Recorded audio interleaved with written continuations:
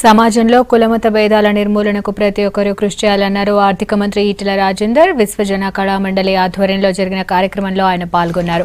అంబేద్కర్ ఆశయ సాధనకు ప్రతి ఒక్కరూ కృషి చేయాలన్నారు మంత్రి. వివిధ రంగాల్లో కృషి చేసిన వారికి అంబేద్కర్ అంతర్జాతీయ పురస్కారాలను ప్రదానం చేశారు. ఎక్కడ కూడా కుల వ్యవస్థ లేదు, వర్గ వ్యవస్థ మాత్రమే ఉంటది. ఉన్నవాళ్ళు లేని వాళ్ళు. ఈ దేశానికి స్వతంత్రం వచ్చిన తర్వాత డాక్టర్ బాబాసాహెబ్ అంబేద్కర్ గారు ఎన్ని పోరాటాలు చేసినా, ఎన్ని ఉద్యమాలు వచ్చినా కులం అనేది పోలేదు.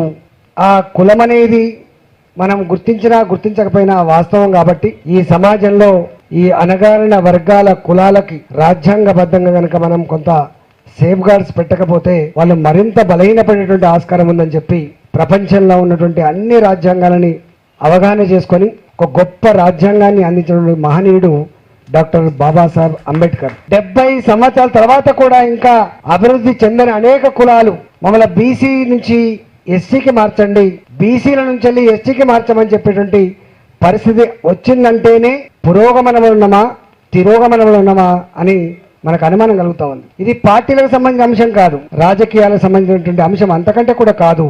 ఈ అంశం ఆత్మ గౌరవానికి సంబంధించినటువంటి